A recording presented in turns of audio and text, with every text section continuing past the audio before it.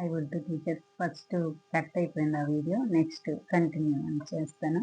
చూడండి, ఇక్కడ వరకు చెప్పుకున్నాను ఆ వీడియోలో కదా.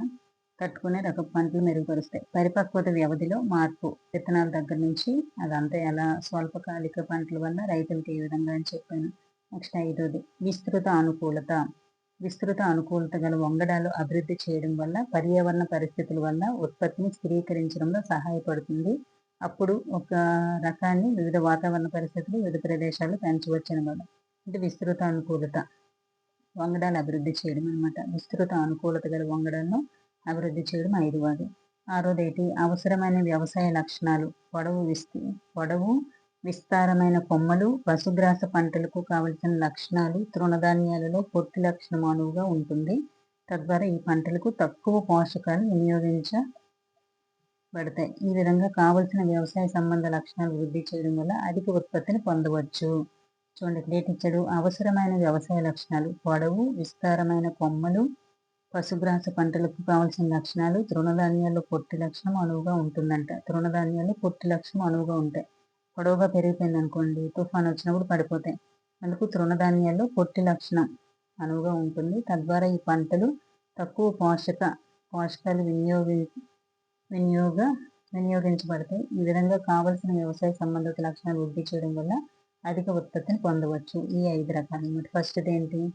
అధిక దిగుబడి, తర్వాత మెరుగైన నాణ్యత, నిర్జీవ సంబంధ నిరోధకత అంటే వాటి నుంచి వచ్చే ఉష్ణోగ్రత, గాలి, కీటకాలు వాటి నుంచి వచ్చే హాని నుంచి రక్షించడానికి. నెక్స్ట్ పరిపక్వ వ్యవధిలో మార్పు, విస్తృత అనుకూలత, అవసరమైన వ్యవసాయ లక్షణాలు. నెక్స్ట్ పంట ఉత్పత్తి నిర్వహణ. భారతదేశంలో ఇతర వ్యవసాయ ఆధారిత దేశాల వల్ల వ్యవసాయం పరిధి చిన్న పొలాల నుంచి పెద్ద పొలాల వరకు ఉంటుంది. వేరువేరు రైతులు తక్కువ వ్యవసాయ భూములు లేక ఎక్కువ వ్యవసాయ భూములు కలిగి పెట్టుబడి, సమాచార సాంకేతికతను కలిగి ఉంటాయి. చూడండి, ఖర్చు లేని ఉత్పత్తి, తక్కువ ఖర్చు ఉత్పత్తి మరియు ఎక్కువ ఖర్చు ఉత్పత్తి పద్ధతులు ఉన్నాయంట.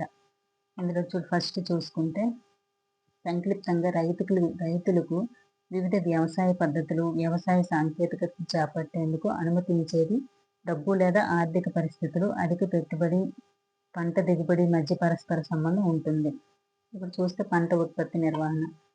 అందులో ఏంటి? ఫస్ట్ పోషకాల నిర్వహణ, అంటే పంట ఉత్పత్తి పోషకాల నిర్వహణ. రెండోది ఏంటి?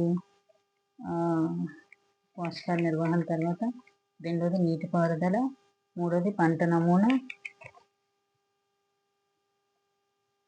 తర్వాత పంట రక్షణ నిర్వహణ. చూడండి, నెక్స్ట్ నిల్వ అవన్నీ కూడా చెప్తాం, లైన్ వెళ్దాం. ఫస్ట్ ఏంటి? పోషకాల నిర్వహణ.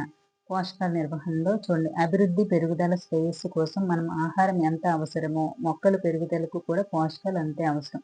ఇప్పుడు మనము అభివృద్ధి, పెరుగుదల, శ్రేయస్సు కోసం మనకు ఆహారం ఎంత అవసరమో మొక్కల పెరుగుదలకు కూడా పోషకాలు అంతే అవసరం. గాలి, నేల, నీరు నుంచి మొక్కలకు పోషకాలు సరఫరా చేయబడతాయి. ఎక్కడి నుంచి వస్తాయి మొక్కలకి? గాలి, నీరు, నేల. గుర్తుంచుకోండి, అనేక రకాల పోషకాలు మొక్కలకు అవసరం అవుతాయి. గాలి నుంచి ఏటైతే వస్తాయి? Carbon dioxide, oxygen. హైడ్రోజన్ నీటి నుంచి వస్తుంది, H2O కదా. దాని నుంచి నీటి నుంచి అయితే వస్తుంది హైడ్రోజన్. చూడండి, గాలి నుంచి కార్బన్ డైఆక్సైడ్, ఆక్సిజన్ వస్తుంది. అదే నేల నుంచి అయితే నీరు నుంచి అదే హైడ్రోజన్ వస్తుంది. అదే ఇంక చూసుకుంటే నేల నుంచి ఏంటంటే వస్తాయి? 13 పోషకాలు ఉంటాయి కదా. 13 పోషకాలు మొక్కలకు సరఫరా చేస్తుంది. వీటిలో కొన్ని అధిక మోతాదులో అవసరమవుతాయి కాబట్టి వాటిని స్థూల పోషకాలు అంటారు. కొన్ని తక్కువ మోతాదులో అవసరమవుతాయి, వాటిని సూక్ష్మ పోషకాలు అంటారు. చూడండి, ఇది ఒకసారి చెప్తాను. మనకైతే మామూలుగా ఆహారం అనేది వస్తుంది కదా. అదే మొక్కలకి దేని నుంచి వస్తుంది? గాలి, నేల, నీరు నుంచి వస్తుంది కదా.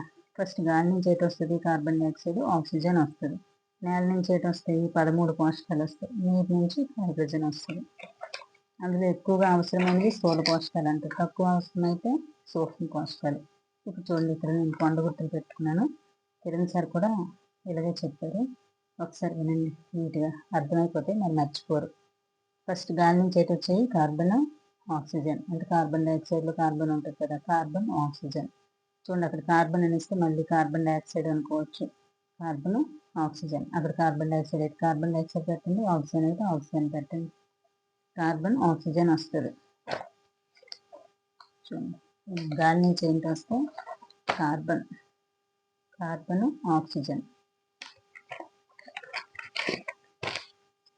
నెక్స్ట్ నీరు నుంచి ఏంటి వస్తుంది హైడ్రోజన్ ఆక్సిజన్ రెండు వస్తాయి. H2O కదా, H2O హైడ్రోజన్ ఉంటుంది, ఆక్సిజన్ ఉంటుంది, రెండు వస్తున్నాయి. చూసుకోండి, ఇక్కడ ఒకటే ఇచ్చాడు.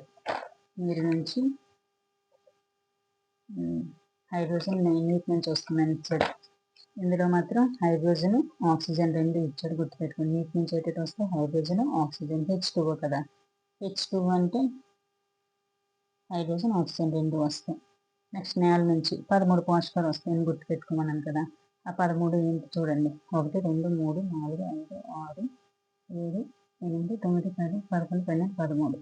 ఈ 13 ఇంటర్మీడియట్లో అయితే మరొకటి ఉంటుంది కానీ దాని గురించి తర్వాత చెప్దాం. మిథిలో ఏదో వస్తుంది ఇంటర్మీడియట్లో. ఇక్కడ ప్రస్తుతానికి అయితే 13 మూలకాలే ఉన్నాయి. అందులో స్థూల పోషకాలు, సూక్ష్మ పోషకాలు ఇవన్నీ ఎక్కడి నుంచి వచ్చాయి, నేలలో వచ్చాయి. నేల నుంచి వచ్చే వాటిలోనే ఉన్నాయి. చూసుకోండి, సూక్ష్మ పోషకాలు, స్థూల పోషకాలు నేల నుంచి వచ్చే వాటిలోనే ఉన్నాయి. నెక్స్ట్ చూస్తే ఇప్పుడు ఇక్కడ ఎలా గుర్తుపెట్టుకోవాలని చెప్తాను చూడండి. ఫస్ట్ స్థూల పోషకాలు గుర్తుపెట్టుకుందాం. NPK నైట్రోజన్, భాస్వరాన్ని ఫాస్ఫరస్ అని కూడా అంటారు. పొటాషియం, కాల్షియం, మెగ్నీషియం, గంధకానికి సల్ఫర్ అంటారు. చూడండి, ఇప్పుడు స్థూల పోషకాలు. స్థూల అంటే పెద్దది. మెగాస్టార్ CA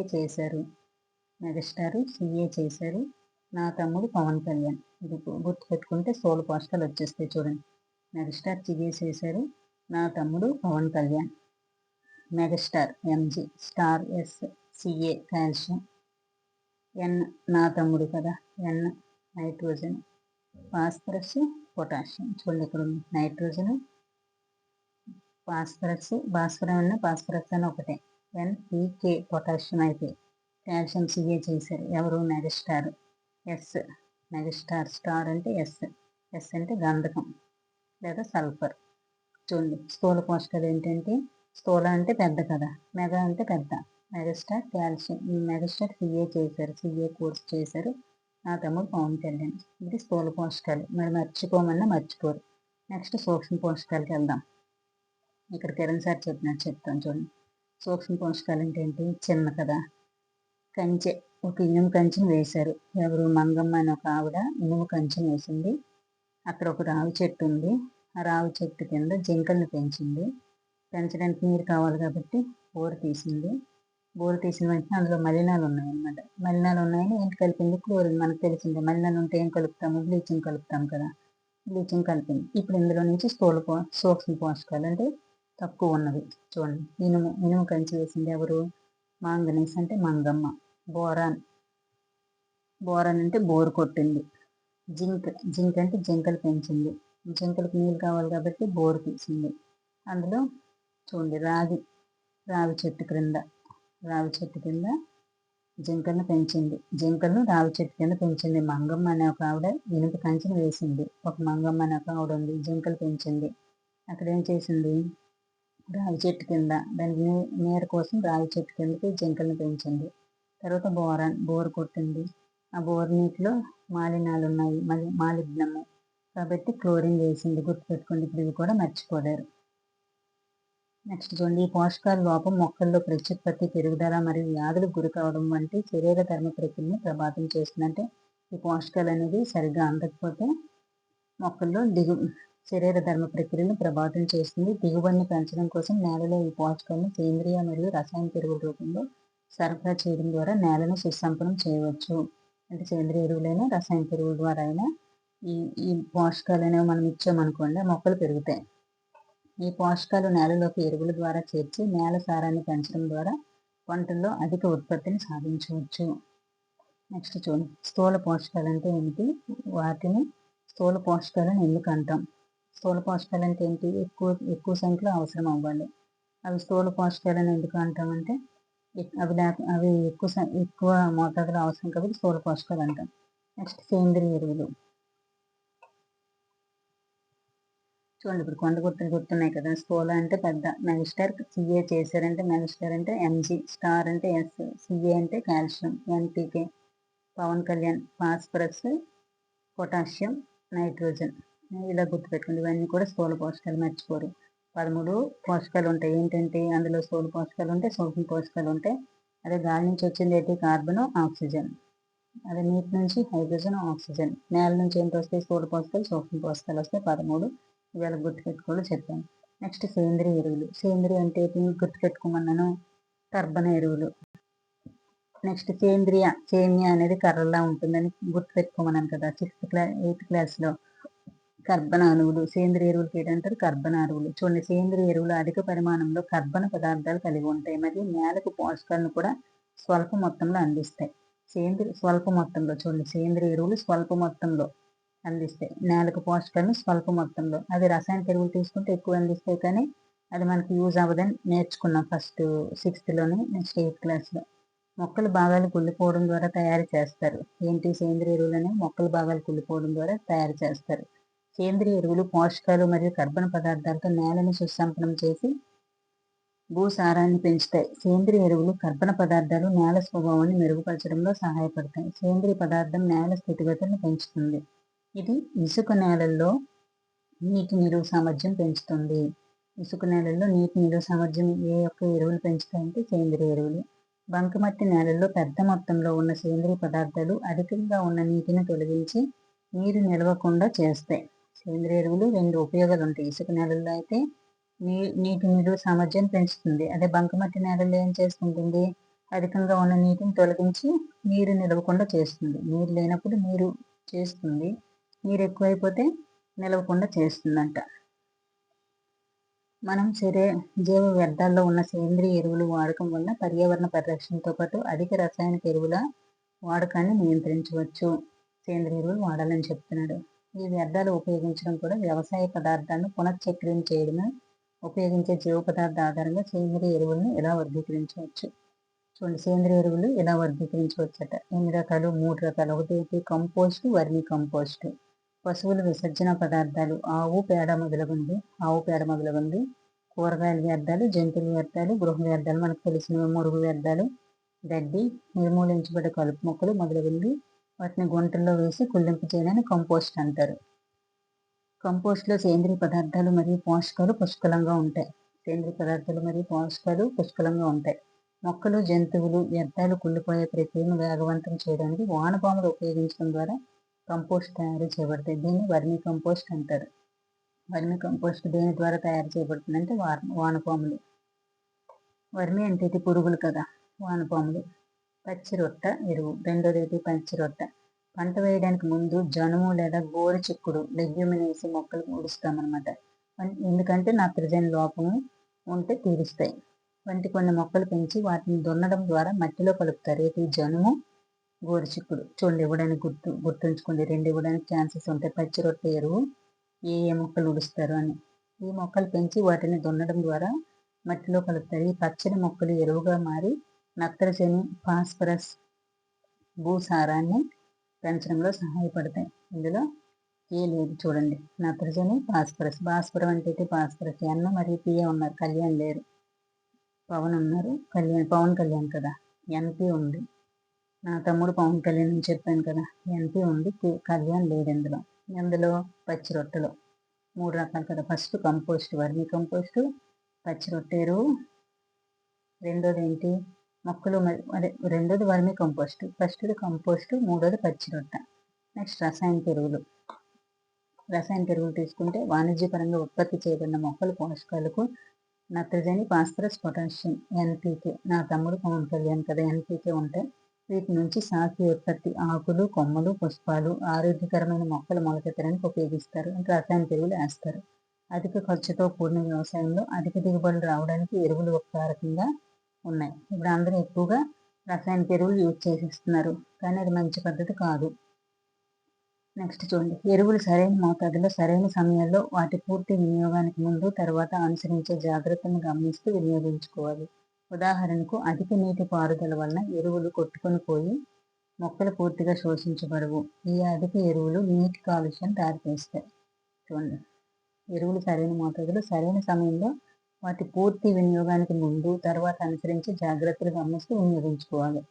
అధిక నీటి పారుదల వల్ల అంటే ఎక్కువ వాటర్ పెట్టామనుకోండి, అవి నీటితో కొట్టుకొని పోయి కాలుష్యానికి కారణమవుతాయి. అలాగా లోతట్టు ప్రాంతాల్లో ఉండే గడ్డలు చెరువుల్లోకి వెళ్ళిపోతే అక్కడ కాలుష్యానికి కారణమై యూట్రిఫికేషన్ అంటే అక్కడ మొత్తం ఆక్సిజన్ డిమాండ్ అనేది పెరిగిపోతుంది అనమాట. నెక్స్ట్ అలాగే మనం ముందు అధ్యయనంలో చదివినప్పుడు ఒక ప్రాంతంలో ఎరువులను నిరంతరం ఉపయోగించడం వల్ల భూసారం దెబ్బతింటుంది. ఎందుకంటే చూడండి ఎందుకంటే నేలలో సేంద్రియ పదార్థం తిరిగి నింపబడదు. ఇప్పుడు మనం నిరంతరం ఉపయోగించడం వల్ల మనకు ముందు అధ్యాయంలో చదివినట్టు ఎరువులు నిరంతరం అంటే రసాయనిక ఎరువులు నిరంతరం ఉపయోగించడం వల్ల భూసారం దెబ్బతింటుంది. ఎందుకంటే నేలలో సేంద్రియ పదార్థం తిరిగి నింపబడదు. మరియు ఉపయోగించిన రసాయనిక ఎరువుల వల్ల నేలలోని సూక్ష్మజీవులకు హాని కలుగుతుంది. పంట ఉత్పత్తి వాంఛనీయ దిగుబడి లక్ష్యంగా చేసుకుంటారు. నెక్స్ట్ చూడండి.